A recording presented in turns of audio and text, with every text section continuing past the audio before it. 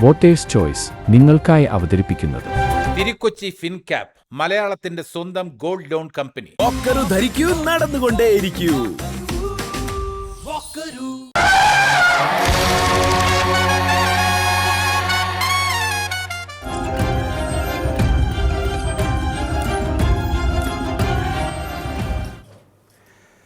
നമസ്കാരം. Voters choice 2025 ഏവർക്കും സ്വാഗതം. വളരെ ഉദ്വേഗജനകമായ തദ്ദേശ സ്വയംഭരണ സ്ഥാപനങ്ങളിലേക്ക് നടന്ന തെരഞ്ഞെടുപ്പിന്റെ വിധിയെഴുത്ത് ദിവസമാണ് ഇന്ന്.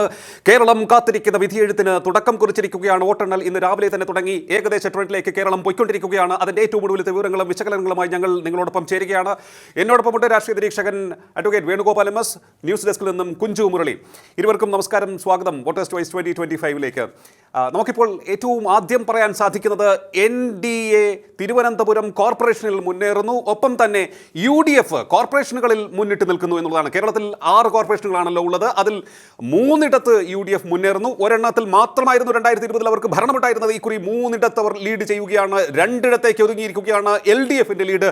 ഒരിടത്ത്, അതെ, തിരുവനന്തപുരത്ത് തലസ്ഥാന നഗരിയിൽ NDA മുന്നേറുകയാണ്. കൂടാതെ തന്നെ നമുക്ക് പറയാൻ സാധിക്കുന്ന, എടുത്തു പറയേണ്ട ഒരു കാര്യമെന്ന് പറയുന്നത് NDA അപ്രതീക്ഷിതമായ മുന്നേറ്റം പല പോക്കറ്റുകളിലും നടത്തിക്കൊണ്ടിരിക്കുന്നു എന്നുള്ളതാണ്. അതിനൊപ്പം ചേർത്ത് വായിക്കേണ്ടത് UDF ഒരു തിരിച്ചുവരവിനുള്ള ശ്രമം പല സ്ഥലങ്ങളിലും നടത്തിക്കൊണ്ടിരിക്കുകയാണ്. പാലക്കാട് ഉൾപ്പെടെയുള്ള സ്ഥലങ്ങളിൽ നടത്തിക്കൊണ്ടിരിക്കുന്നു എന്നുള്ളതുമാണ്. നമുക്ക് അനന്തപുരിയുടെ വിശേഷങ്ങളിലേക്ക് ആദ്യം കടക്കാം. അഡ്വക്കേറ്റ് വേണുഗോപാൽ MSലേക്ക്. തിരുവനന്തപുരത്ത് 20 സീറ്റിലാണ് ഇപ്പോൾ NDA സ്ഥാനാർത്ഥികൾ ലീഡ് ചെയ്യുന്നത്. 16 LDF ലീഡ് ചെയ്യുന്നു. 11 UDFും ലീഡ് ചെയ്യുകയാണ്. ഈ ആദ്യ ട്രെൻഡിൻ്റെ സൂചന എന്താണെന്നാണ് അങ്ങ് കരുതുന്നത്? ആദ്യ ട്രെൻഡിൻ്റെ സൂചന LDFന് ഉദ്ദേശിച്ച രീതിയിൽ മുന്നേറാൻ കഴിഞ്ഞില്ലെന്നും UDFന് അത്ര പോലും കഴിഞ്ഞില്ലെന്നും ഉള്ളത് തന്നെയാണ്. അതേസമയം NDAക്ക് ഒരു കേവല ഭൂരിപക്ഷത്തിലേക്ക് എത്തുന്നതിന് ഇനിയും ഏറെ മുന്നോട്ട് പോകേണ്ടതുണ്ട് എന്നുകൂടി സൂചിപ്പിക്കുന്നതാണ്. കാരണം ഇവിടെ ഒരു ഹങ് കോർപ്പറേഷൻ വരാനുള്ള സാധ്യത ഉണ്ടോ എന്ന് സംശയം തോന്നുന്ന വിധത്തിൽ കൂടിയാണ് ഇപ്പോഴത്തെ ട്രെൻഡ് പോകുന്നത്. ഒരുപക്ഷെ UDF പിടിക്കുന്ന സീറ്റുകൾ കൂടുകയും LDF ഇതേപോലെ നിലനിർത്തുകയും അവരുടെ രണ്ടാം സ്ഥാനം നിലനിർത്തുകയും ചെയ്താൽ ഒരുപക്ഷെ ഒരു സഭയ്ക്ക് തിരുവനന്തപുരം സാക്ഷിയാകുമോ എന്നൊരു സംശയമുണ്ട്. പക്ഷേ ഇനിയും പ്രധാനപ്പെട്ട ചില NDA കേന്ദ്രങ്ങൾ, ശക്തി കേന്ദ്രങ്ങളിലെ റിസൾട്ടുകൾ വരാനുണ്ട്. അത് വരുമ്പോൾ ഏതാണ്ട് 50ഓട് അടുക്കും എന്നുള്ള പ്രതീക്ഷ തന്നെയാണ് ഇപ്പോഴും NDA കേന്ദ്രങ്ങൾ പുലർത്തുന്നത്. തിരുവനന്തപുരം പിടിക്കുക എന്ന അവരുടെ ഉദ്ദേശം ഏതാണ്ട് ശരിയായിട്ടുണ്ട് എന്ന് വേണമെങ്കിൽ പറയാം. പക്ഷേ ഇപ്പോൾ കാണുന്ന ട്രെൻഡിൽ UDFന് വന്ന കുറവ് കാണിക്കുന്നത് പല മുസ്ലിം വോട്ടുകളും, പ്രത്യേകിച്ച് ന്യൂനപക്ഷങ്ങളിലെ മുസ്ലിം വോട്ടുകൾ ഇപ്പോൾ LDFിലേക്ക് മാറിയിട്ടുണ്ടോ എന്നുകൂടെ സംശയിക്കേണ്ടിയിരിക്കും. LDFിലേക്ക് മാറി. കാരണം LDF ഇത്രയും നേട്ടം നേടുകയും UDF പ്രതീക്ഷിച്ചതിനേക്കാൾ പുറകോട്ട് പോവുകയും ചെയ്തിരിക്കുന്ന സാഹചര്യത്തിൽ വോട്ട് മറിക്കൽ കൂടി നടന്നിട്ടുണ്ടോ എന്നുകൂടെ സംശയിക്കും. തീർച്ചയായും നമുക്ക് തിരുവനന്തപുരം നഗരസഭയിലേക്ക് മടങ്ങിയെത്താം. പാലക്കാടാണ് ഏറ്റവും ഉദ്യോഗജനകമായ മത്സരം നടക്കുന്ന ഒരു കേന്ദ്രം. പാലക്കാട് വളരെ വളരെ ഒരു നമുക്ക് പറയാമല്ലോ, ഒരു വളരെ കോംപ്ലക്സിറ്റി നിറഞ്ഞ ഒരു പോരാട്ട ചിത്രമായിരുന്നു നമുക്ക് തിരഞ്ഞെടുപ്പിന് മുൻപുണ്ടായിരുന്നത്. അവിടെ കഴിഞ്ഞ 1-2 തിരഞ്ഞെടുപ്പുകളായി നമുക്ക് കാണാൻ സാധിക്കുന്നത് ഇടതുപക്ഷം, അതായത് പ്രത്യേകിച്ച് CPM അവരുടെ സ്ഥാനാർത്ഥികളെ പാർട്ടി ചിഹ്നത്തിൽ നിന്നും മാറ്റി സ്വതന്ത്ര സ്ഥാനാർത്ഥികളായി മത്സരിപ്പിച്ച് വിജയിപ്പിക്കുന്ന ഒരു രീതിയാണ് അവർ പിന്തുടരുന്നത്. അതിന് കേട്ടിരുന്ന ഒരു വിശദീകരണം അല്ലെങ്കിൽ ഒരു ആക്ഷേപം അതുമായി ബന്ധപ്പെട്ട് മറുവശത്ത് നിന്ന് വന്നിരുന്നത് ഭരണവിരുദ്ധ വികാരത്തിന് തടയിടുന്നതിന് വേണ്ടിയാണ് ഇത്തരത്തിൽ ഉള്ള ഒരു നീക്കം, ഒരു സ്ട്രാറ്റജി അവർ സ്വീകരിച്ചത് എന്നുള്ളതാണ്. എന്തായാലും നമുക്ക് പാലക്കാട് നിന്നുള്ള കൂടുതൽ വിവരങ്ങൾ കുഞ്ചുവിൽ നിന്നും കേൾക്കാം. കുഞ്ചു, എന്താണ് പാലക്കാട് നിന്ന് ഇപ്പോൾ കാണാൻ സാധിക്കുന്നത്? UDF ഒരു തിരിച്ചുവരവ് നടത്തിക്കൊണ്ടിരിക്കുകയാണെന്നാണ് തോന്നുന്നത്, അല്ലേ? തീർച്ചയായും. കാരണം ഇപ്പോൾ തുടക്കത്തിൽ താങ്കൾ തന്നെ പറഞ്ഞതുപോലെ 7-ൽ 5 LDF ആയിരുന്നു. ഈ 7-ൽ 5 LDFന് കിട്ടിയത് നേരത്തെ സൂചിപ്പിച്ച പോലെ ഇടത് സ്വതന്ത്രം നിർത്തിക്കൊണ്ടായിരുന്നു. ഈ ഇടത് സ്വതന്ത്രം നിർത്തുക എന്ന് പറഞ്ഞാൽ അത് പലപ്പോഴായി പിണറായി വിജയൻ സർക്കാരിനെതിരെ വന്ന ആ ഒരു പ്രശ്നങ്ങൾ, അതായത് 2 തവണയും വന്ന പ്രശ്നങ്ങളെല്ലാം മാറ്റി നിർത്തുന്നതിന് വേണ്ടിയാണ് അവർ അത്തരത്തിൽ കഴിഞ്ഞ തവണ അത് ആ ഫോർമുല വിജയിച്ചിരുന്നു. അതേ ഫോർമുല തന്നെയാണ് ഇത്തവണ അവരത് ഫൈറ്റ് ചെയ്തത്. പക്ഷേ ഇത്തവണ ഫൈറ്റ് ചെയ്തപ്പോൾ ചെറിയൊരു അടി പതറുന്ന ഒരു സാഹചര്യമുണ്ട്. കാരണം ഈ 7-ൽ 5 എന്നുള്ളത് മറിയുകയാണ്. 7-ൽ 5 എന്ന് പറയുന്നത് ഇപ്പോൾ UDFന് അനുകൂലമായിട്ട് വരികയാണ്. അത് മാത്രമല്ല, ഏറ്റവും ശ്രദ്ധേയമായ ഒരു കാര്യം, പാലക്കാട് മുനിസിപ്പാലിറ്റിയെ അപേക്ഷിച്ച് നോക്കുമ്പോൾ പാലക്കാട് മുനിസിപ്പാലിറ്റിയിൽ ഒരു മുന്നേറ്റം ഉണ്ടാക്കിയത് NDA ആയിരുന്നു, BJP ആയിരുന്നു. ആ BJPക്ക് NDAക്ക് ഇപ്പോൾ ഒരു ബാക്കൗട്ട് പിന്നിലേക്ക് വരേണ്ട ഒരു സാഹചര്യമുണ്ട് എന്നുള്ളത് ഏറ്റവും പ്രധാനപ്പെട്ട കാര്യം. കാരണം ഇപ്പോൾ ഇവിടെ UDF ലീഡ് ചെയ്യുകയാണ്. അത് മാത്രമല്ല 5 ഇടങ്ങളിൽ ലീഡ് ചെയ്യുന്നതാണ്. മറ്റൊന്ന് പട്ടാമ്പി ഏറ്റവും എടുത്തു പറയേണ്ട ഒരു സ്ഥലമായിരുന്നു. പട്ടാമ്പിയിൽ ഉള്ള ഒരു പ്രത്യേകത എന്ന് പറഞ്ഞാൽ V4 പട്ടാമ്പി എന്ന് പറയുന്ന ഒരു ഗ്രൂപ്പ് അവിടെ കഴിഞ്ഞ തവണ സജീവമായിരുന്നു. അതെന്ന് പറയുന്നത് കോൺഗ്രസിന്റെ വിമതരായിരുന്നു. അതായത് കോൺഗ്രസിൽ നിന്ന് കോൺഗ്രസ് അനുഭാവികളായ ആൾക്കാർ ഒരു വിമത സ്വരം ഉയർത്തുകയും അവർ പാർട്ടിയിൽ നിന്ന് പുറത്തേക്ക് വരികയും V4 പട്ടാമ്പി എന്നൊരു ഗ്രൂപ്പ് തീരുമാനിക്കുകയും നിശ്ചയിക്കുകയും ഉണ്ടാക്കുകയും അവർ കമ്മ്യൂണിസ്റ്റിനൊപ്പം ചേരുകയും ചെയ്തിട്ടുണ്ടായിരുന്നു. ആ ഒരു സാഹചര്യത്തിൽ ആണ് പട്ടാമ്പിയിൽ കഴിഞ്ഞ തവണ LDF അധികാരത്തിൽ വരാനുള്ള സാഹചര്യം ഉണ്ടായി. പക്ഷേ ഇത്തവണ അവിടെ ഒരു അനുനയ നീക്കം V4 പട്ടാമ്പി എന്ന് പറഞ്ഞ ഗ്രൂപ്പ് പിരിച്ചുവിടുകയും അവർ തിരികെ കോൺഗ്രസിലേക്ക് വരികയും അവർ തന്നെ കോൺഗ്രസിന്റെ പ്രതിനിധികളായി മത്സരിക്കുകയും ചെയ്യുന്നുണ്ട്. അതുകൊണ്ട് തന്നെ പട്ടാമ്പിയിൽ ഇത്തവണ ഈ കോൺഗ്രസിന് അതായത് UDF ഒരു മുന്നേറ്റം ഉണ്ടാകും. മറ്റൊന്ന് ചിറ്റൂരാണ്. ചിറ്റൂരിലെ ഏറ്റവും പ്രധാനപ്പെട്ട കാര്യം എന്ന് പറയുന്നത് അവിടെ ഏറ്റവും കൂടുതൽ ഈ പാലക്കാട് ജില്ലയെ അപേക്ഷിച്ച് നോക്കുമ്പോൾ പാലക്കാട് ജില്ലയിൽ ഏറ്റവും കൂടുതൽ വോട്ട് നടന്ന മുനിസിപ്പാലിറ്റി ചിറ്റൂരാണ്. അപ്പോൾ 80% ബാക്കിയുള്ള പാലക്കാട് ജില്ലയിലെ മറ്റ് മുനിസിപ്പാലിറ്റികൾ വെച്ച് നോക്കുമ്പോൾ 80% വോട്ട് നേടാൻ കഴിഞ്ഞത് എവിടെയാണ്. അത് മാത്രമല്ല LDF സ്വതന്ത്രം നിന്ന് മത്സരിക്കുന്നു എന്നുള്ള ആക്ഷേപം ഉയർന്ന സാഹചര്യത്തിൽ അവിടെ വലിയ രീതിയിലുള്ള ഒരു ലീഗ് കോട്ട എന്നൊക്കെ വേണമെങ്കിൽ പറയുന്ന ലീഗിന്റെ ഒരു വലിയൊരു പ്രാധാന്യമുള്ള ഒരു സ്ഥലം കൂടിയാണ് ഇവിടെ. അതുകൊണ്ട് തന്നെ അവിടെ ആ ഒരു മുന്നേറ്റം UDF ലീഗും കൂടി നടത്തുന്നു എന്നുള്ളത് തന്നെയാണ് കാണാൻ കഴിയുന്നത്. ഇനി മണ്ണാർക്കാടായിരുന്നു UDF കഴിഞ്ഞ തവണ ഉണ്ടായിരുന്ന സീറ്റ് എന്ന് പറയുന്നത്. അവിടെയാണ് ഞാൻ നേരത്തെ പറഞ്ഞ പോലെ ലീഗിന് വ്യക്തമായ ഒരു ലീഡുള്ള അല്ലെങ്കിൽ UDFിനേക്കാളും കുറച്ചുകൂടി ഒരു മേൽക്കൈയുള്ള ഇടം മണ്ണാർക്കാടാണ്. മണ്ണാർക്കാട് കഴിഞ്ഞ തവണ നമ്മൾ പരിശോധിക്കാൻ മനസ്സിലാവുന്നത് 2.5 വർഷം ലീഗും 2.5 വർഷം UDFുമായിരുന്നു ഭരിച്ചത്. ഈ ഉണ്ടായിരുന്ന ഒരു സ്ഥലം മണ്ണാർക്കാട് മാത്രമായിരുന്നു. ഇപ്പോഴും മണ്ണാർക്കാടും UDFിന് തന്നെയാണ് കിട്ടുന്നത്. ഈ ഒറ്റപ്പാലമാണ് ഇപ്പോൾ ഈ LDF മുന്നിട്ട് നിൽക്കുന്നത്.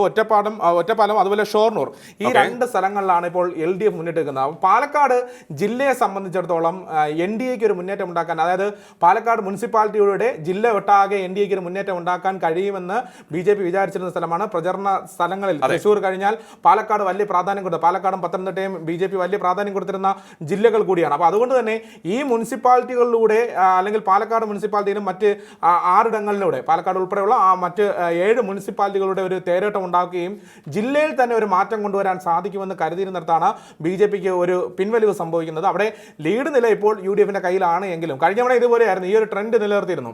അവിടെ UDF വന്ന സാഹചര്യത്തിൽ പിന്നീട് BJPക്ക് ഒരു തേരോട്ടം ഉണ്ടാവുകയാണ്. BJP അവിടെ ഭരണം പിടിച്ചെടുക്കുകയായിരുന്നു. ഇത്തവണയും വരും മണിക്കൂറുകളിൽ അതിങ്ങനെ സംഭവിക്കുമോ എന്നുള്ളൊരു കാഴ്ചപ്പാടിന് വേണ്ടിയാണ് വെയിറ്റ് ചെയ്യുന്നത്. തീർച്ചയായിട്ടും പാലക്കാട് വളരെ ഇൻട്രസ്റ്റിംഗ് ആയിട്ടുള്ള മത്സരങ്ങളാണ് എല്ലാ മുനിസിപ്പാലിറ്റികളിലും നടന്നുകൊണ്ടിരിക്കുന്നത്. കഴിഞ്ഞ പ്രാവശ്യവും അത്തരത്തിൽ തന്നെയായിരുന്നു. പക്ഷേ ചിത്രം നോക്കുമ്പോൾ നമ്മൾ മുന്നണി വൈസ് സീറ്റ് നോക്കുമ്പോൾ UDF മുന്നിലായിരുന്നുവെങ്കിൽ തന്നെയും സ്വതന്ത്രരുടെ വലിയ സ്കോറിംഗിന്റെ അടിസ്ഥാനത്തിൽ അവരെ ഒപ്പം ചേർത്തുകൊണ്ട് LDF ഭരണം പിടിക്കുന്ന കാഴ്ചയാണ് നമുക്ക് പല മുനിസിപ്പാലിറ്റികളിൽ കാണാൻ സാധിച്ചത്. അത് ചെർപ്പുളശ്ശേരിയിലും ഒപ്പം തന്നെ ചിറ്റൂരിലുമൊക്കെ തന്നെ അത് നമ്മൾ കണ്ടതാണ്. ഇനി നമുക്ക് തിരുവനന്തപുരത്തേക്ക് മടങ്ങിയെത്താം. 25 സീറ്റിലേക്ക് ലീഡ് ഉയർത്തിയിരിക്കുകയാണ്. 25 ഇടങ്ങളിൽ തിരുവനന്തപുരത്ത് NDA മുന്നിട്ട് നിൽക്കുകയാണ് എന്നുള്ളതാണ്. അഡ്വക്കേറ്റ് വേണുഗോപാൽ MS, ഈ ട്രെൻഡ് നമുക്ക് കഴിഞ്ഞ ദിവസങ്ങളിൽ അറിയാൻ സാധിച്ചത് BJP കേന്ദ്രങ്ങളിൽ നിന്നും അവരുടെ ആത്മവിശ്വാസത്തെ സംബന്ധിച്ചുള്ള സൂചനകളാണ് കിട്ടിയത്. 45 മുതൽ 54 സീറ്റ് വരെ അവർക്ക് ജയിക്കാൻ സാധിക്കുമെന്നുള്ളൊരു ആത്മവിശ്വാസത്തിൽ തന്നെയായിരുന്നു അവർ. എന്തായാലും ഇപ്പോൾ 25 ഇടത്ത് അവർ മുന്നേറ്റത്തിലേക്ക് എത്തിയിരിക്കുകയാണ്. ഇത് ഒരു ചരിത്ര മുന്നേറ്റമായി നമുക്ക് വിലയിരുത്താൻ സാധിക്കുമോ? കാരണം ഇതുവരെ കാണാൻ സാധിച്ചതിൽ നിന്നും എനിക്ക് തോന്നുന്നു നിഷ്പക്ഷ നിരീക്ഷകരൊക്കെ തന്നെ പറഞ്ഞിരുന്നത് ബുദ്ധിമുട്ടാണ് BJPക്ക് അല്ലെങ്കിൽ NDAക്ക് അനന്തപുരിയിൽ ഭരണം പിടിക്കാൻ എന്നുള്ളതാണ്. തീർച്ചയായിട്ടും അത്തരത്തിലൊരു പ്രശ്നം ഉണ്ടായിരുന്നു. കാരണം UDF നിർത്തിയ സ്ഥാനാർത്ഥികൾ മികച്ചതായിരുന്നു. പല UDF കോട്ടകളിലും ഇത്തവണ ചില മുന്നേറ്റങ്ങൾ അവർ നടത്തുമെന്നും പ്രതീക്ഷിച്ചിരുന്നു. എന്നാൽ UDF വളരെ പുറകോട്ട് പോയി എന്നുള്ളതൊരു പ്രത്യേകതയാണ്.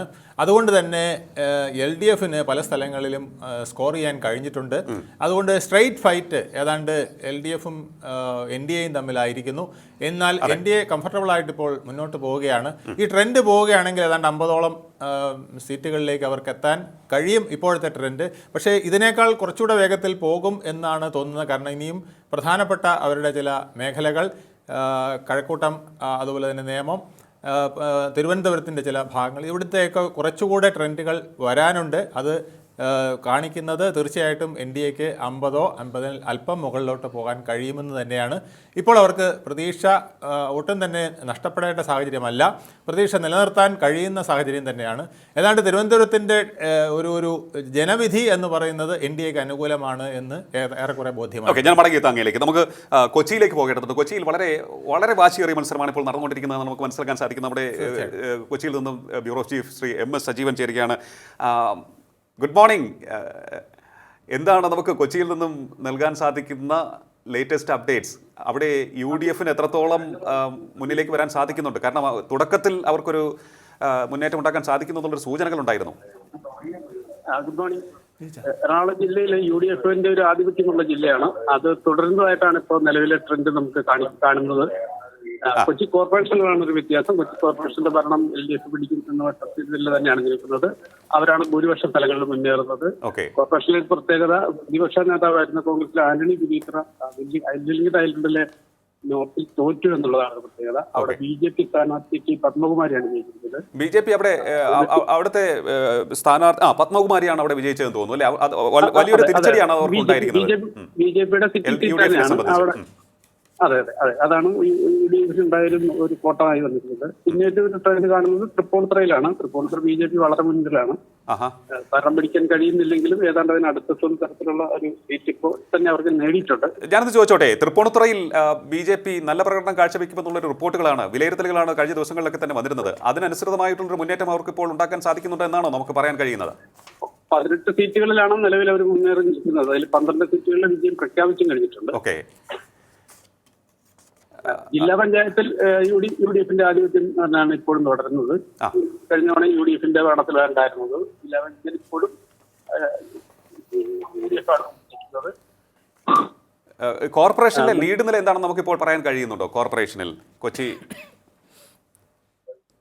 ലീഡ് നില എണ്ണം വെച്ച് പറയുകയാണെങ്കിൽ LDF ഇപ്പോൾ 42 സീറ്റുകളിൽ UDF മുമ്പിൽ നിൽക്കുന്നുണ്ട്. LDF 24 സീറ്റുകളിലും NDA 6 സീറ്റുകളിലുമാണ് മുമ്പിൽ നിൽക്കുന്നത്. അത്രയേറെ മുന്നേറ്റം LDF ഉണ്ടാക്കാൻ സാധിക്കുന്നുണ്ട് അല്ലേ? ഉണ്ട്. ഇതിൽ UDF 42 സീറ്റുകളിലും വിജയിച്ചതാണ്. LDF 24 സീറ്റുകളിലും വിജയിച്ചിട്ടുണ്ട്. NDA 6 സീറ്റുകളിലും വിജയിച്ചിട്ടുണ്ട്. സ്വതന്ത്രമൊക്കെ ആയിട്ട് 5 പേരും വിജയിച്ചിട്ടുണ്ട്. ഈ സ്വതന്ത്ര സ്ഥാനാർത്ഥികൾക്ക് എത്രത്തോളം ഇമ്പാക്ട് ഉണ്ടാക്കാൻ സാധിക്കുന്നുണ്ടെന്നാണ് നമുക്ക് മനസ്സിലാക്കാൻ കഴിയുന്നത് ഈ ഇതുവരെയുള്ള വോട്ടെണ്ണൽ സൂചികയിൽ നിന്നും? നഗരത്തിലെ നോക്കിയാൽ അധികം സ്വതന്ത്ര സ്ഥാനാർത്ഥികൾ കാര്യമായ വോട്ടുകളൊന്നും പിടിച്ചിട്ടില്ല. കുറച്ച് വിമതരൊക്കെ ഉണ്ടായിരുന്നു. അവരൊക്കെയാണ് കുറച്ച് വോട്ട് പിടിച്ചിട്ടുള്ളത്. സ്വതന്ത്ര സ്ഥാനാർത്ഥികൾ 2020 ഒക്കെയാണ് കുറച്ച് വോട്ടുകളൊക്കെ പിടിച്ചിരിക്കുന്നത് നിലവിൽ നമുക്ക് മനസ്സിലാക്കാൻ കഴിയും. ഓക്കെ. ഏതായാലും വളരെയധികം നന്ദി. കൂടുതൽ അപ്ഡേറ്റ്സുകൾക്കായി വീണ്ടും ബന്ധപ്പെടാം. കൊച്ചി കോർപ്പറേഷനിൽ LDF മുന്നേറ്റമാണ് നമുക്ക് കാണാൻ കഴിയുന്നത്. 2 അവർ മുന്നേറുന്നു എന്നുള്ളതാണ് നമുക്ക് ആദ്യത്തിൽ തന്നെ പറയാൻ സാധിച്ചത്. അതിൽ ഒന്ന് കൊച്ചി കോർപ്പറേഷനാണ്. ഈ 6 കോർപ്പറേഷനുകളിൽ കൊച്ചി കോർപ്പറേഷനിൽ വളരെ ശക്തമായ മുന്നേറ്റം അവർക്ക് കാഴ്ചവെക്കാൻ സാധിക്കുന്നുണ്ടെന്നാണ് നമുക്കിപ്പോൾ മനസ്സിലാക്കാൻ കഴിയുന്നത്. മറ്റൊരു പ്രധാനപ്പെട്ട ഒരു കാര്യം, തിരുവനന്തപുരത്ത് 27 ഇടങ്ങളിൽ NDA മുന്നിട്ട് നിൽക്കുകയാണ്. ഒരിടത്ത് സ്വതന്ത്രൻ വിജയിച്ചിരിക്കുകയാണ്. പ്രസ് ക്ലബിൻ്റെ മുൻ ഭാരവാഹി ശ്രീ രാധാകൃഷ്ണൻ അവിടെ വിജയം നേടിയിരിക്കുന്നു എന്നുള്ളതാണ് നമുക്ക് അറിയാൻ കഴിയുന്നത്. അത്തരത്തിലുള്ള റിപ്പോർട്ടുകൾ വരികയാണ്. ഈ തിരുവനന്തപുരം കോർപ്പറേഷനിലേക്ക് നമുക്ക് മടങ്ങിയെത്താം. അതായത് തിരുവനന്തപുരം കോർപ്പറേഷനിൽ BJPക്ക് പ്രത്യേകമായിട്ടുള്ള ഒരു സ്ട്രാറ്റജി തന്നെ ഉണ്ടായിരുന്നു. അവർ വളരെ നേരത്തെ തന്നെ അവരുടെ വർക്കുകൾ ആരംഭിച്ചു. പതിവ് പോലെ തന്നെ അവർ ആ ഒരു സൈലന്റ് വർക്ക് കീപ്പ് ചെയ്ത് മുന്നോട്ട് പോവുകയും ചെയ്തിട്ടുണ്ട്. അത് ഫലം കണ്ടു എന്ന് തന്നെയാണോ കരുതുന്നത്? ഇത് രാജീവ് ചന്ദ്രശേഖരൻ്റെ സ്ട്രാറ്റജികളുടെ ഒരു വിജയമായി കണക്കാക്കാൻ സാധിക്കുന്നുണ്ടോ? തീർച്ചയായിട്ടും ഇത് തിരുവനന്തപുരത്ത് രാജീവ് ചന്ദ്രശേഖരുടെ വികസന അജണ്ട പൂർണ്ണമായും വിജയിച്ചു എന്ന് വേണമെങ്കിൽ പറയാം. കാരണം ഇപ്പോൾ നടത്തുന്ന മുന്നോക്കം അതുതന്നെയാണ് കാണിക്കുന്നത്. ഇവിടെ മാത്രമല്ല, കേരളത്തിൽ ഒട്ടാകെ തന്നെ പല കേന്ദ്രങ്ങളിൽ NDAക്ക് പല മുന്നേറ്റങ്ങൾ ഉണ്ടാക്കാൻ കഴിഞ്ഞിട്ടുള്ളത് ഇതുകൊണ്ടാണ്. ഒരുപക്ഷെ നഗരസഭകളോ മറ്റും കൂടുതൽ പിടിക്കാൻ കഴിഞ്ഞില്ലെങ്കിലും ഏതാണ്ട് NDA പല സ്ഥലങ്ങളിലും അവരുടെ അക്കൗണ്ട് കുറിച്ചിരിക്കുന്നു എന്നുള്ളതാണ് ഇപ്പോഴത്തെ ട്രെൻഡുകൾ നമ്മൾ കാണിക്കുന്നത്. അത് തിരുവനന്തപുരത്ത് ശക്തമായി മുന്നോട്ട് വന്നിരിക്കുന്നു. തിരുവനന്തപുരം പിടിച്ചടക്കാൻ തന്നെയുള്ള സാഹചര്യമുണ്ട്. ഇപ്പോൾ തിരുവനന്തപുരത്ത് വേറൊരു ഗുണം കൊണ്ടുണ്ട്. ഒരു സ്വതന്ത്രൻ കൂടെ ജയിച്ചിരിക്കുകയാണ്, ശ്രീ രാധാകൃഷ്ണൻ. ജയിച്ചിരിക്കുന്നത്. അപ്പോൾ ചിലപ്പോൾ രാധാകൃഷ്ണൻ്റെ മൊബൈൽ NDAക്ക് വളരെ നിർണായകമായി വന്നേക്കാൻ സാധ്യതയുണ്ട് എന്ന് തോന്നുന്നു. ഈ പ്രചരണ വേളയിലാണെങ്കിൽ തന്നെയും രാധാകൃഷ്ണൻ പരാതിപ്പെട്ടിരുന്നു LDF ഭാഗത്ത് നിന്ന് വളരെ ശക്തമായ ആക്രമണങ്ങൾ നേരിടേണ്ടി വന്നു. തീർച്ചയായിട്ടും LDF സപ്പോർട്ട് കൊടുക്കില്ല എന്നുള്ളത് നിശ്ചയമാണ് രാധാകൃഷ്ണനെ സംബന്ധിച്ചിടത്തോളം. അപ്പോൾ രാധാകൃഷ്ണന് ഒരു ശുക്രനായിരിക്കുകയാണ്. അടികൊണ്ട രാധാകൃഷ്ണന് അടിവെച്ച് മുന്നേറാനായിട്ടുള്ള സാഹചര്യം കിട്ടിയിരിക്കുകയാണ്. അതുപോലെ മറ്റൊരു അടികൊണ്ട വൈഷ്ണയ്ക്ക് അതുപോലെ തന്നെ മുട്ടട വാർഡിൽ നിന്ന് വിജയിക്കാൻ കഴിഞ്ഞിട്ടുണ്ട്. അപ്പോൾ LDF നേരിട്ടുള്ള അടിയോ പരോക്ഷമായ അടിയോ കിട്ടിയവരൊക്കെ ജയിച്ചു വരുന്ന ഒരു സാഹചര്യം കൂടെ തിരുവനന്തപുരത്ത് ഉണ്ടായിരിക്കുകയാണ്. എന്തായാലും ആ ഒരു സ്ട്രാറ്റജി ഇത്തരത്തിൽ ഒരു ജനങ്ങൾക്ക് സംശയമുണ്ടാക്കുന്ന തരത്തിലേക്ക് എതിരാളികളെ തോൽപ്പിക്കാൻ ബോധപൂർവം ശ്രമം നടത്തുന്നു, കുതന്ത്രങ്ങൾ പയറ്റുന്നു എന്ന് ജനങ്ങൾക്ക് ബോധ്യമാകുന്ന സാഹചര്യം ഉണ്ടാക്കുന്നത് LDFനെ സംബന്ധിച്ചിടത്തോളം വലിയൊരു തിരിച്ചടിയാണ് എന്നുള്ളത് കൂടി ജനം വിളിച്ചു പറയുകയാണ് ഈ തെരഞ്ഞെടുപ്പിലൂടെ. എന്തായാലും നമുക്ക് തൃശ്ശൂരിലേക്ക് പോകാം. തൃശ്ശൂരിൽ വളരെ ഇൻട്രസ്റ്റിംഗ് ആയിട്ടുള്ള റിസൾട്ടുകളാണ് ഇപ്പോൾ വന്നുകൊണ്ടിരിക്കുന്നത്. തൃശ്ശൂരിൽ നോക്കുമ്പോൾ 32 ഇടത്താണെന്ന് തോന്നുന്നു. അതെ, UDFന്റെ മുന്നേറ്റമാണ് നമുക്ക് കാണാൻ സാധിക്കുന്നത്. 32 സീറ്റുകളിൽ UDF മുന്നിട്ട് നിൽക്കുകയാണ്. 11 ഇടത്താണ് അവിടെ LDF മുന്നേറുന്നത്. 8 ഇടത്ത് NDA സ്ഥാനാർത്ഥികൾ മുന്നേറുന്നു അല്ലെങ്കിൽ വിജയിച്ചിരിക്കുന്നു. ഇതാണ് നമുക്ക് അറിയാൻ കഴിയുന്നത്. കൂടുതൽ വിവരങ്ങൾ കുഞ്ചു നൽകും. കുഞ്ചു, എന്തൊക്കെയാണ് നമുക്ക് തൃശ്ശൂരിൽ നിന്ന് അറിയാൻ കഴിയുന്നത്? ഈ തൃശ്ശൂർ ജില്ലയെ സംബന്ധിച്ച് തൃശ്ശൂർ കോർപ്പറേഷൻ നോക്കുന്നതിന് മുമ്പായിട്ട് നമുക്ക് തൃശ്ശൂർ മുനിസിപ്പാലിറ്റി കൂടി എന്ന് പറയേണ്ടിയിരിക്കും. കാരണം തൃശ്ശൂർ മുനിസിപ്പാലിറ്റിയിൽ കഴിഞ്ഞ തവണയും വ്യക്തമായ ഒരു ലീഡ് നില ഉണ്ടാക്കാനായിട്ട് LDFന് സാധിച്ചിട്ടുണ്ടായിരുന്നു. അതായത് 7-ൽ 5 എന്ന് പറയുന്ന ഒരു ഫോർമുലയായിരുന്നു കഴിഞ്ഞ തവണ LDFന് ഉണ്ടായിരുന്നത്. അതേ സാഹചര്യത്തിലാണ് ഇപ്പോൾ ഉള്ളതെങ്കിൽ കൂടിയും ഒരു മാറ്റം പ്രതീക്ഷിക്കുന്ന ഒരു സാഹചര്യമാണ്. അതായത് ചാലക്കുടിയിൽ കഴിഞ്ഞ തവണയും UDF തന്നെയായിരുന്നു, ഇത്തവണയും UDF മുന്നിട്ട് നിൽക്കുകയാണ്. ചാവക്കാട് നോക്കുമ്പോൾ LDF ആയിരുന്നു കഴിഞ്ഞ തവണ, ഇത്തവണയും LDFന് തന്നെയാണ് കാണാൻ കഴിയുന്നത്. ഗുരുവായൂരിലും LDF തന്നെയാണ് ഇപ്പോൾ മുന്നിട്ടിരിക്കുന്നത്. ഇരിങ്ങാലക്കുടയിലേക്ക് വരുമ്പോൾ UDF തന്നെയായിരുന്നു. കാരണം കഴിഞ്ഞ തവണ UDFന് വ്യക്തമായ ഒരു ലീഡ് നില അവിടെ ഉയർത്താൻ സാധിച്ചിരുന്നു. പക്ഷേ തൊട്ടു പിന്നാലെ തന്നെ LDF ഉണ്ടായിരുന്നു. അവിടെ 13 സീറ്റുമായി LDF പിന്നാലെ ഉണ്ടായിരുന്നു. 17 സീറ്റിലാണ് കഴിഞ്ഞ തവണ UDFന് അവിടെ ഉണ്ടായിരുന്നത്. അവിടെ ഏറ്റവും പ്രധാനപ്പെട്ട കാര്യം അവിടെ ആ ഒരു സീറ്റ് നിലയിൽ ഏറ്റവും ഭാഗ്യമായിട്ടെങ്കിൽ കൂടിയും 8 സീറ്റുകളിലൂടെ BJP മുന്നിട്ട് വന്നതും അവിടെ ഏറ്റവും ശ്രദ്ധേയമായ ഒരു കാര്യമായിരുന്നു. ഇത്തവണ ഇരിങ്ങാലക്കുടയിലേക്ക് പോകുമ്പോൾ അവിടെ 22 ഇടങ്ങളിൽ, അതായത് ആ 22 എന്നുള്ള സീറ്റ് മുഴുവൻ സീറ്റ് നോക്കുമ്പോൾ 8 ഇടങ്ങളിൽ UDFും 2 ഇടങ്ങളിൽ മാത്രമാണ് LDFും. അതേ സ്ഥാനത്ത് തന്നെ 2 ഇടത്ത് NDAയും മുന്നിലുണ്ട്. അപ്പോൾ നേരത്തെ വേണുഗോപാൽ സാർ സൂചിപ്പിച്ചതുപോലെ തന്നെ ഏറ്റവും പ്രധാനപ്പെട്ട ഒരു കാര്യം എന്ന് പറയുന്നത് ഈ NDAയുടെ ഒരു മുന്നേറ്റം, അത് ആരുടെ വോട്ട് ബാങ്കാണ് ചോർത്തിയതെന്നുള്ള ചോദ്യം ആദ്യ ഭാഗങ്ങളിലൊക്കെ ഉണ്ടായിരുന്നു. എനിക്ക് തോന്നുന്നു ഈ ചോർത്തിയ വോട്ടുകൾ ഇപ്പോൾ നമ്മൾ നിലവിൽ നോക്കുമ്പോൾ LDFന്റെ ഭാഗത്തു നിന്നുള്ള വോട്ടുകൾ പരമാവധി അവർക്ക് ചോർത്താൻ പറ്റുന്ന എല്ലാം ചോർത്തി എടുത്തിട്ടുണ്ടെന്നുള്ളതാണ്. അതുകൊണ്ട് തന്നെ LDFന്റെ വോട്ട് ചോർന്നത് BJPയിലേക്ക് പോയി. ഇനി വേണമെങ്കിൽ കോൺഗ്രസിന്റെ ഒരു ആരോപണം ഉന്നയിക്കാം, ഈ പറഞ്ഞതുപോലെ ഒരു CJP കൂട്ടുകെട്ടുണ്ടായിരുന്നോ എന്നുള്ളത് വേണമെങ്കിൽ പറയാം. പലയിടങ്ങളിലും LDFനെ വിജയിപ്പിച്ചു, ആ ഇടങ്ങളിലെല്ലാം BJPയുടെ വോട്ട് കുറഞ്ഞിട്ടുണ്ട്. ഇനി BJP ലീഡ് ചെയ്യുന്ന സ്ഥലങ്ങളിലെല്ലാം LDFന്റെ വോട്ട് കുറഞ്ഞിട്ടുണ്ട്. അപ്പോൾ അതുകൊണ്ട് തന്നെ UDFന് വേണമെങ്കിൽ ഒരു ആരോപണം ഉന്നയിക്കാം. അതെ, ആ CJP കൂട്ടുകെട്ട് ഉണ്ടായിരുന്നുള്ളത് വേണമെങ്കിൽ അവർക്ക് ആരോപണമായി ഉന്നയിക്കാതാണ്. പിന്നെ ഈ സ്വതന്ത്ര സ്ഥാനാർത്ഥികൾ വിജയിക്കുന്നത് ഏറ്റവും പ്രധാനപ്പെട്ട കാര്യമാണ്. അവർ ആരുടെ ഒപ്പം നിൽക്കും എന്നുള്ളത്. ഇപ്പോൾ എനിക്ക് തോന്നുന്നു ഈ ഒരു സാഹചര്യത്തിൽ രാധാകൃഷ്ണൻ ഉറപ്പായും LDFിലേക്ക് പോലെ, കാരണം അദ്ദേഹം പാർട്ടിക്കാരനായിരുന്നു എന്നുള്ളത് ഒരു വളരെ പ്രധാനപ്പെട്ട കാര്യമാണ്. അദ്ദേഹത്തെ മർദ്ദിക്കുന്ന ഒരു സാഹചര്യം ഉണ്ടായിരുന്നു പറയുന്നത്. അതുകൊണ്ട് തന്നെ ആ ഒരു അവസ്ഥയിൽ നിന്ന് അദ്ദേഹം പിറകേട്ട്, അതായത് വീണ്ടും ഇനി ആ അടികൊണ്ട പാർട്ടിയിലേക്ക് പോകുമോ എന്നുള്ളൊരു ചോദ്യമുണ്ട്. അദ്ദേഹം പോകില്ല എന്ന് ആദ്യമേ തന്നെ പറഞ്ഞിട്ടുണ്ടായിരുന്നു. അവരുമായിട്ടുള്ള യാതൊരു സന്ധി സംഭാഷണത്തിനും ഇനി ഇടയില്ല, അങ്ങനെ ഒരു സംഭാഷണത്തിനെ പോകുന്നില്ല എന്ന് പറയുന്നു. പക്ഷേ തൃശങ്കു വന്നാൽ രാധാകൃഷ്ണൻ ഡെപ്യൂട്ടി മേയർ ആയാൽ പോലും തീർച്ചയായും അത് വലിയൊരു കാര്യമാണ്. കാരണം അദ്ദേഹം അദ്ദേഹം വേണമെങ്കിൽ ഒന്ന് മനസ്സ് വെച്ചാൽ മേയർ വരെ ആകാമെന്നുള്ളൊരു തരത്തിലുള്ള സംസാരം വന്നതുകൊണ്ടാണ് അദ്ദേഹത്തിന് മർദ്ദനം ഏൽക്കേണ്ടി വന്നതെന്നും അന്ന് ആ സമയത്ത് പറഞ്ഞിട്ടുണ്ടായിരുന്നു. അപ്പോൾ തൃശ്ശൂർ മുനിസിപ്പാലിറ്റിയിൽ ഈ ഒരു മുന്നേറ്റം ഉണ്ടാക്കാൻ കഴിഞ്ഞിരിക്കുകയാണ് ഇവിടെ ഇരിങ്ങാലക്കുടയിലും ചാലക്കുടയിലും UDFന്. കാരണം കഴിഞ്ഞ തവണയും ഈ 2 ഇടങ്ങളിലും UDF തന്നെ ആയിരുന്നു. പക്ഷേ വ്യക്തമായ ഒരു ലീഡ് നില ഇപ്പോഴും അവിടെ ഉണ്ടാക്കുന്നുണ്ട്. തൃശ്ശൂർ കോർപ്പറേഷനിലേക്ക് വരുമ്പോഴാണ് ഒരു മുന്നേറ്റം UDF വീണ്ടും ഉണ്ടാക്കിയെടുക്കുന്നത്. അവിടെ 33 ഇടങ്ങളിലാണ് ഈ പറഞ്ഞതുപോലെ UDF ഒരു മുന്നേറ്റം ഉണ്ടാക്കുന്നത്. LDF 11 ഇടങ്ങളിലേക്ക് മാത്രം ഒതുങ്ങി നിൽക്കുന്ന ഒരു സാഹചര്യമുണ്ട്. NDA 8 ഇടങ്ങളിലേക്ക് നിൽക്കുകയാണ്. ഈ പറഞ്ഞ സ്ഥലങ്ങളിലെല്ലാം, ഈ പറഞ്ഞ വോട്ടുകളിലെല്ലാം NDA ഉണ്ടാക്കുന്ന മുന്നേറ്റമാണ് യഥാർത്ഥത്തിൽ ഈ ഇരു മുന്നണികളുടെയും നെഞ്ചിടിപ്പ് കൂട്ടുന്നത്. കാരണം ഈ 2 മുന്നണികളിൽ ആരാണ് ഭരിക്കേണ്ടതെന്ന് ഒരു പക്ഷേ നമ്മൾ പറയാതെ പറയുന്ന സാഹചര്യത്തിലേക്ക്, അതായത് BJP പറയാതെ പറയുന്ന സാഹചര്യത്തിലേക്ക് എത്തുകയാണ്. അതെ, തീർച്ചയായിട്ടും പല മുനിസിപ്പാലിറ്റികളിലും 6 ഇടത്ത് ഒപ്പത്തിനൊപ്പം നിൽക്കുന്നു എന്നുള്ളൊരു സൂചനയാണ് നമുക്ക് കിട്ടുന്നത്. 87 മുനിസിപ്പാലിറ്റികളിൽ 6 ഇടത്ത് അത്തരത്തിലൊരു സാഹചര്യം നിലനിൽക്കുന്നു. ആരുടെ പിന്തുണ ആർക്ക് ലഭിക്കും, അത് സംബന്ധിച്ച് ഭരണം നിർണ്ണയിക്കപ്പെടും എന്നുള്ളതിൻ്റെ ഒരു ഫലം ഇപ്പോൾ തന്നെ പറയാൻ സാധിക്കാത്തൊരു സാഹചര്യത്തിലേക്ക് പോകുന്നു. എങ്കിലും മുനിസിപ്പാലിറ്റികളിൽ UDF വളരെ ശക്തമായ മുന്നേറ്റമാണ് ഉണ്ടാക്കിയിരിക്കുന്നത്. 47 ഇടത്ത് UDF മുന്നിട്ട് നിൽക്കുന്നു. LDF 31ലേക്ക് ചുരുങ്ങിയിരിക്കുന്നു. NDA 2 ഇടത്താണ് ഇപ്പോൾ മുന്നിട്ട് നിൽക്കുന്നത്. കോർപ്പറേഷനുകളിലേക്ക് നോക്കുമ്പോൾ ഏറ്റവും ഒടുവിലത്തെ റിപ്പോർട്ട് പ്രകാരം UDF 4 ഇടത്ത് മുന്നേറുന്നു എന്നുള്ളതാണ് നമുക്ക് മനസ്സിലാക്കാൻ സാധിക്കുന്നത്. LDFും NDAയും ഓരോ കോർപ്പറേഷനുകളിൽ ലീഡ് ചെയ്യുന്നു. അത് തൃശ്ശൂർ കോർപ്പറേഷനാണ് LDF ലീഡ് ചെയ്യുന്നത്. തിരുവനന്തപുരം കോർപ്പറേഷനിൽ NDAയും BJPയും ലീഡ് ചെയ്ത് റിപ്പോർട്ട് നമുക്ക് ഇപ്പോൾ ഏറ്റവും ഒടുവിൽ ലഭിക്കുമ്പോൾ അത്തരത്തിലുള്ള ഒരു സ്റ്റാൻഡിംഗ് ആണ് നമുക്ക് കാണാൻ സാധിക്കുന്നത്.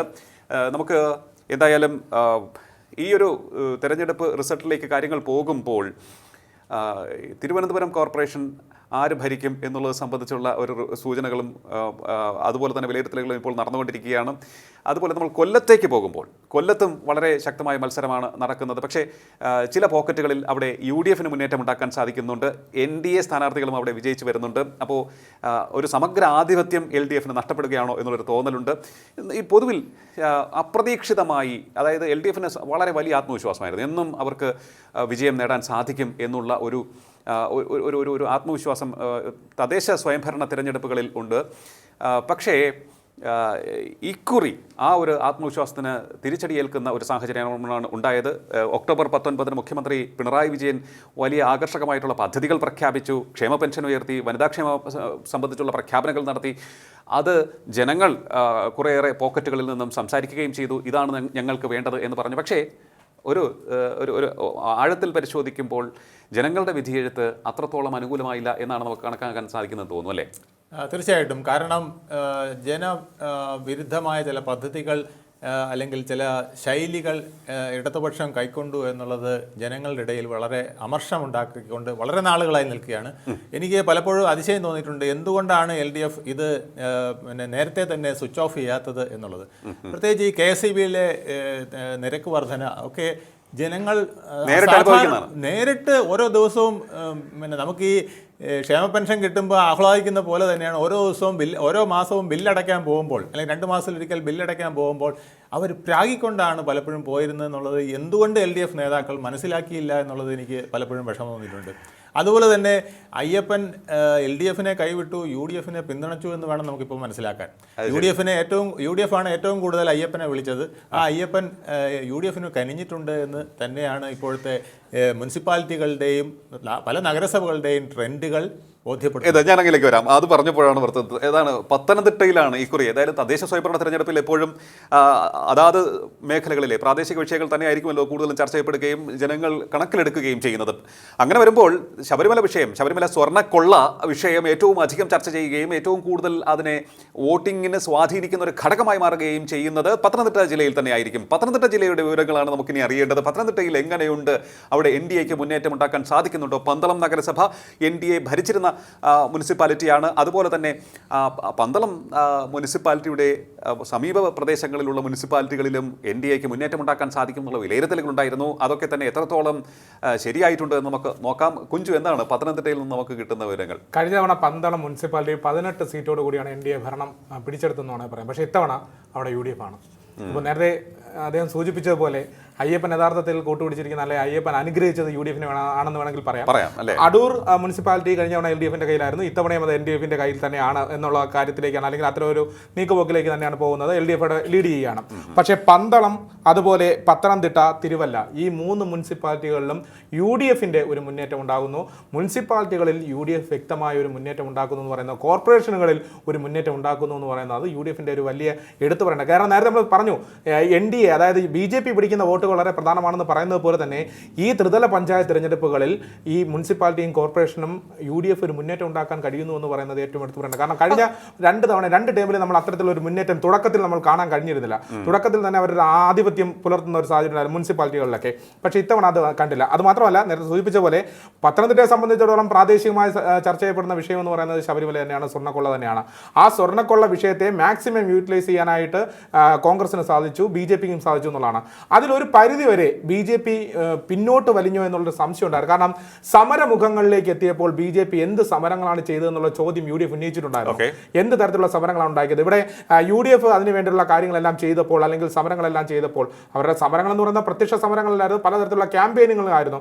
ഈ ഇലക്ഷൻ്റെ തൊട്ട് മുമ്പ് തന്നെ, അതായത് ഈ രാഹുൽ മാങ്കൂട്ടത്തിൽ വിഷയമുണ്ടായ സാഹചര്യത്തിൽ അതിനെ മറികടക്കാനായിട്ട് UDF ചെയ്തൊരു തന്ത്രം എന്ന് പറയുന്നത് അവരുടെ സോഷ്യൽ മീഡിയ ക്യാമ്പുകളിൽ അയ്യപ്പൻ്റെ മുതൽ കെട്ടവർ കടക്ക് പുറത്ത് എന്നുള്ളതായിരുന്നു. അതായത് മുഖ്യമന്ത്രി പിണറായി വിജയൻ പണ്ട് മാധ്യമങ്ങളോട് പറഞ്ഞ കടക്ക് പുറത്ത് എന്ന് പറഞ്ഞ ആ വാചകം എടുത്തുകൊണ്ട് ഒരു മുദ്രാവാക്യമാക്കിക്കൊണ്ടായിരുന്നു UDF അവരുടെ ഒരു തന്ത്രം പയറ്റിയത്. എല്ലാ സോഷ്യൽ മീഡിയ ഹാൻഡിലുകളിലും UDF-ന്റെ സൈബർ വിങ്ങുകളിൽ എല്ലാത്തിലും ആ രാഹുൽ മാങ്കൂട്ടത്തിൻ്റെ 2ാം വിഷയം, അതായത് ഈ ജാമ്യം കിട്ടുന്ന തൊട്ട് മുമ്പുള്ള വിഷയം, ശബ്ദരേഖ പുറത്തു വന്ന ഏറ്റവും ഒടുവിലെ ശബ്ദരേഖ പുറത്തു വന്ന ദിവസം വൈകുന്നേരം മുതൽ അവർ ആ ക്യാമ്പയിനിൽ മുന്നോട്ട് പോവുകയായിരുന്നു. അപ്പോൾ ആ ക്യാമ്പയിൻ ജനങ്ങളിലേക്ക് എത്തിക്കാൻ, പ്രത്യേകിച്ച് പ്രാദേശിക വിഷയം ചർച്ചയാകുന്ന പത്തനംതിട്ടയിൽ ഈ പറഞ്ഞ പോലെ പന്തളം മുനിസിപ്പാലിറ്റിയിൽ ഉൾപ്പെടെ ആ ഒരു ക്യാമ്പയിൻ എത്തിക്കാനായിട്ട് UDF സാധിച്ചു എന്നുള്ളതാണ്.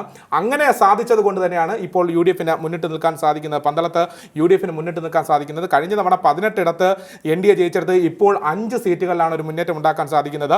അവിടെ നേരിയ വ്യത്യാസമാണ്. 6 സീറ്റുകളിൽ UDF, 4 സീറ്റുകളിൽ LDF, 5 സീറ്റുകളിൽ NDA. ഇങ്ങനെ ഒരു നേരിയ വ്യത്യാസമാണ്. വരും മണിക്കൂറുകളിൽ ഇതെല്ലാം മാറി പറയാനുള്ള ഒരു സാഹചര്യമുണ്ട് പന്തളം മുനിസിപ്പാലിറ്റിയിൽ. അപ്പോൾ അവിടെ ചെറിയ നമ്പറുകളുടെ വ്യത്യാസം, 1-2 നമ്പറുകളുടെ വ്യത്യാസം. പക്ഷേ മുനിസിപ്പാലിറ്റികളുടെയും ഗ്രാമപഞ്ചായത്തുകളുടെയും കണക്കെടുക്കുമ്പോൾ ഈ 1-2 നമ്പർ എന്ന് പറയുന്നത് വളരെ പ്രാധാന്യം അർഹിക്കുന്നതാണ്. വോട്ടുകൾ പോലും 3-4 വോട്ടുകൾ പോലും വളരെ പ്രാധാന്യം അർഹിക്കുന്നതാണ്. അപ്പോൾ അതുകൊണ്ട് ഈ നമ്പറുകൾ നമ്മൾ അത്രേ ഉള്ളൂ. അതുകൊണ്ടാണ് ഈ പന്തളം മുനിസിപ്പാലിറ്റിയിൽ എത്തുമ്പോൾ ഒരു പക്ഷേ NDAക്ക് ഒരു മുന്നേറ്റം ഉണ്ടാക്കാൻ ഇനിയും സമയമുണ്ട്. കാരണം വോട്ടുകൾ എണ്ണി വരുന്ന സാഹചര്യത്തിൽ ഒരു നമ്പറിന്റെ വ്യത്യാസത്തിലാണ് നിൽക്കുന്നത്. അവർക്ക് ഇനിയും മുന്നോട്ട് വരാനുള്ള സാഹചര്യം കൂടിയുണ്ട്. തീർച്ചയായിട്ടും നമുക്കിപ്പോൾ തൃശ്ശൂരിൽ നിന്നുള്ള വിവരങ്ങൾ നോക്കാം. തൃശ്ശൂരിൽ സുരേഷ് ഗോപിയുടെ വിജയം NDAക്ക് പുത്തൻ ഉണർവ് സമ്മാനിക്കുകയും അവർക്ക് വലിയ മുന്നേറ്റം ഉണ്ടാക്കാൻ സാധിക്കുമെന്നൊരു പ്രതീതി സൃഷ്ടിക്കുകയും ചെയ്തു. അവിടെ അന്തർധാരകൾ സജീവമാണെന്നും പല പോക്കറ്റുകളിലും അവർക്ക് മുന്നേറ്റം ഉണ്ടാക്കാൻ സാധിക്കുമെന്നും ഉള്ള റിപ്പോർട്ടുകളുണ്ടായിരുന്നു. എന്നാൽ UDFും സജീവമായി തന്നെ പ്രചരണ രംഗത്ത് ഉണ്ടായിരുന്നു. അവർക്ക് തിരിച്ചുവരവിന് ഒരു വളരെ വലിയ പരിശ്രമം നടത്തേണ്ട ഒരു സാഹചര്യമായിരുന്നു. അത് അറിഞ്ഞു തന്നെ അവർ പരിശ്രമിച്ചു എന്ന് വേണം മനസ്സിലാക്കാൻ. കൂടുതൽ വിവരങ്ങൾ നൽകുവാനായി ഇപ്പോൾ നമ്മോടൊപ്പം രേഷ്മ ചേരുകയാണ്. രേഷ്മ, തൃശ്ശൂരിൽ UDF മുന്നേറ്റമാണ്, തൃശ്ശൂർ കോർപ്പറേഷനിൽ UDF മുന്നേറ്റമാണ് എന്നാണ് നമുക്ക് മനസ്സിലാക്കാൻ കഴിയുന്നത്. പൊതുവിൽ എന്തൊക്കെ വിവരങ്ങളാണ് നമുക്ക് തൃശ്ശൂരിൽ നിന്നും അറിയാൻ കഴിയുന്നത്? അതിലെയോ തൃശ്ശൂരിൽ നിലവിലെ റിപ്പോർട്ടുകൾ അനുസരിച്ച് നോക്കുന്ന വാർത്തകൾ നോക്കുകയാണെങ്കിൽ ഇഞ്ചോടിഞ്ച് പോരാട്ടമാണ് നടന്നുകൊണ്ടിരിക്കുന്നത്. LDFന്റെ ശക്തി കേന്ദ്രത്തിൽ UDF ആണ് മുന്നിട്ട് നിൽക്കുന്നത്. കഴിഞ്ഞ വർഷം 6 സീറ്റ് BJPയും LDF 24 സീറ്റും UDF 23 സീറ്റുമായിരുന്നു നേടിയിരുന്നത്. ഇപ്പൊ നോക്കുകയാണെന്നുണ്ടെങ്കിൽ UDF 31 സീറ്റ് നേടിയിട്ട് മുന്നോട്ട് നിൽക്കുകയാണ്. LDF 12 സീറ്റും NDA അവരുടെ സ്റ്റാറ്റസ് സ്കോറിൽ നിന്ന് 2 സീറ്റാണ് കൂടുതൽ. കഴിഞ്ഞ വർഷം 6 ആയിരുന്നു. ഇപ്പൊ NDA 8 സീറ്റുമായിട്ടാണ് മുന്നിൽ നിൽക്കുന്നത്. പ്രതീക്ഷിച്ചത്ര NDA സീറ്റിലേക്ക് ഈ പ്രാവശ്യം എത്തിയിട്ടില്ല. BJPയുടെ സുരേഷ് ഗോപിയുടെ ഇമ്പാക്ട് വലിയ രീതിയിൽ ഉണ്ടാകുമെന്നൊക്കെ പ്രതീക്ഷിച്ചിരുന്നു. പക്ഷെ അവർക്ക് അതിലേക്ക് ആ സംഖ്യയിലേക്ക് ഇനിയും എത്താൻ കഴിഞ്ഞിട്ടില്ല. ഇതിൽ അപ്രതീക്ഷിതമായ സംഭവം എന്ന് പറയുകയാണെങ്കിൽ കണ്ണൻകുളങ്ങര അവരുടെ NDA സ്ഥാനാർത്ഥി മുംതാസ് അവിടെ വിജയിച്ചിരിക്കുന്നുണ്ട്. NDAന്റെ സീറ്റാണ്. മുംതാസ് അതിൽ വിജയിച്ചിട്ടുണ്ട്. തൃശൂർ കോർപ്പറേഷനിൽ കോട്ടപ്പുറം ഡിവിഷനിൽ UDFും BJPക്കും തുല്യ വോട്ടാണ് കാണാൻ കഴിയുന്നത്. 745 വീതമാണ് തൃശൂർ കോർപ്പറേഷനിലെ കോട്ടപ്പുറം ഡിവിഷനിൽ കാണുന്നത്. സോ ഇനി തൃശ്ശൂരിൽ സുരേഷ് ഗോപിയുടെ ഇമ്പാക്ട് ഇനി ഉണ്ടാകുമോ എന്ന് കാത്തിട്ട് തന്നെ കാണണം. തീർച്ചയായിട്ടും രേഷ്മയാണ് വിവരങ്ങൾ നൽകിയത്.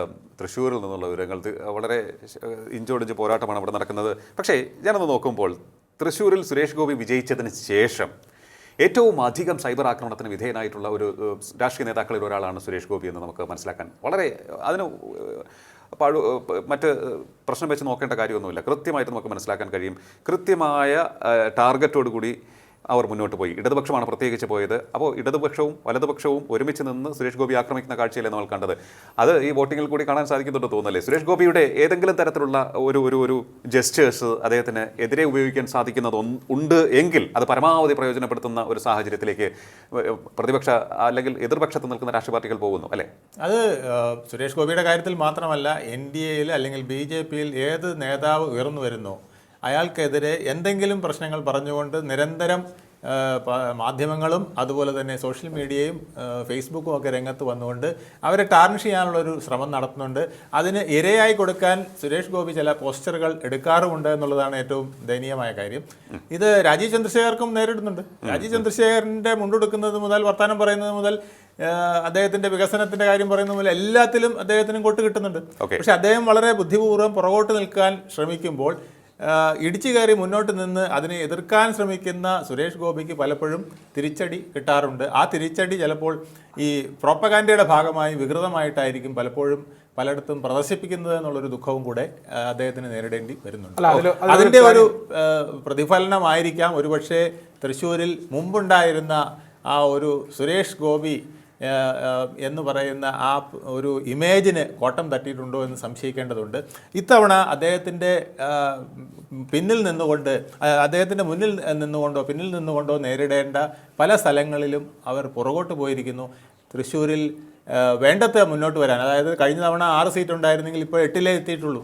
അപ്പോൾ വേണ്ട രീതിയിൽ മുന്നോട്ട് വരാൻ കഴിഞ്ഞിട്ടില്ല. അതേസമയം ആ സ്ഥാനങ്ങളിലേക്ക് UDF മുന്നോട്ട് കടന്നു വന്നിരിക്കുന്നു എന്നുള്ളത് സൂചിപ്പിക്കുന്നത് NDAക്ക് മുമ്പ് കിട്ടിയിരുന്ന പാർലമെന്റ് ഇലക്ഷനിൽ കിട്ടിയ വോട്ടുകളിൽ പലതും ഷിഫ്റ്റ് ചെയ്ത് ഇപ്പോൾ LDFിലേക്കല്ല പോയിരിക്കുന്നത്, UDFിലേക്കാണ് എന്നുള്ളത് പ്രത്യേകം ശ്രദ്ധിക്കേണ്ടത്. തീർച്ചയായിട്ടും. ഏതായാലും വളരെ വളരെ ഉദ്യോഗജനകമായ കൗണ്ടിംഗ് വിശേഷങ്ങളാണ് നമുക്ക് ലഭിച്ചുകൊണ്ടിരിക്കുന്നത്. ഓരോ മുനിസിപ്പാലിറ്റികളിലും അനുനിമിഷം സ്കോർ നില മാറി മറിയുന്ന ഒരു 2020 മത്സരത്തെ പ്രതിനിധി ജനിപ്പിച്ചുകൊണ്ടുള്ള മുന്നേറ്റമാണ് ഓരോ മുന്നണികളും നടത്തിക്കൊണ്ടിരിക്കുന്നത്. പ്രത്യേകിച്ച് UDF ശക്തമായി തിരിച്ചുവരവ് നടത്തുന്നു എന്നുള്ളതാണ് നമുക്ക് എടുത്തു പറയേണ്ട കാര്യം. നേതൃത്വം അഭിനന്ദനം അർഹിക്കുകയാണ്. കാരണം VD സതീശനും K മുരളീധരനും ഒക്കെയുള്ള നേതാക്കൾ, അതുപോലെ രമേശ് ചെന്നിത്തലയും എന്ന് വേണ്ട എല്ലാ സീനിയർ നേതാക്കളും കൃത്യമായി അജണ്ടകൾ സെറ്റ് ചെയ്ത് വളരെ നേരത്തെ തന്നെ സ്ഥാനാർത്ഥികളെ പ്രഖ്യാപിച്ച് രംഗത്തിറങ്ങി കൃത്യമായി മുന്നോട്ട് പോകുന്ന ഒരു കാഴ്ചയാണ് നമുക്ക് കാണാൻ സാധിച്ചത്. അതിന് റിസൾട്ട് ഉണ്ടായിക്കൊണ്ടിരിക്കുകയാണ്. ഇതാണ് മനസ്സിലാക്കേണ്ടത്. രാഷ്ട്രീയ പാർട്ടികൾ എന്താണ് ചെയ്യേണ്ടത് വിജയത്തിന് എന്നുള്ളത് സംബന്ധിച്ച് നേരത്തെ കുഞ്ചു പറഞ്ഞതുപോലെ തന്നെ ഓരോ എതിരാളികളെയും ടാർഗറ്റ് ചെയ്ത് അവർക്ക് ഏതൊക്കെ തരത്തിലുള്ള അസ്ത്രങ്ങൾ എതിരെ ചെയ്യണം എന്ന് കൃത്യമായി മനസ്സിലാക്കി നടത്തിയ സൈബർ ആക്രമണവും ഫലം കൊണ്ട് എന്ന് വേണം നമുക്ക് മനസ്സിലാക്കേണ്ടത്. എന്തായാലും ഇതിപ്പോൾ നമ്മുടെ രാഷ്ട്രീയത്തിൽ അതിൻ്റെ ശരിതെറ്റുകളിലേക്ക് പോകുന്നതിന് മുമ്പ് വിജയം തോൽവി എന്നുള്ളതിലേക്ക് എത്തിയിരിക്കുകയാണ്. ഏത് മാർഗം ഉപയോഗിച്ചാലും ജയം അത് തന്നെയാണ് വേണ്ടത് എന്നുള്ള രീതിയിലേക്ക് എല്ലാ രാഷ്ട്രീയ പാർട്ടികളും പോയിക്കൊണ്ടിരിക്കുന്നു. തൃശ്ശൂരിൽ UDFിൻ്റെ മുന്നേറ്റത്തിന് എന്തായാലും അവരുടെ ഹാർഡ് വർക്ക് ഫലം ചെയ്തിരിക്കുകയാണ്. നമുക്ക് മടങ്ങിയെത്താം ചെറിയൊരു ഇടവേളയ്ക്ക് ശേഷം. കൂടുതൽ ഉദ്യോഗജനകമായ വാർത്തകൾ നമ്മെ കാത്തിരിക്കുകയാണ്. മടങ്ങിയെത്താം ഇടവേളയ്ക്ക് ശേഷം.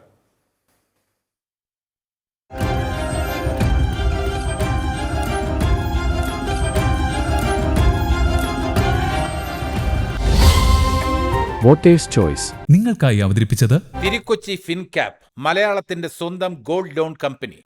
ധരിക്കൂ നടന്നുകൊണ്ടേയിരിക്കൂ.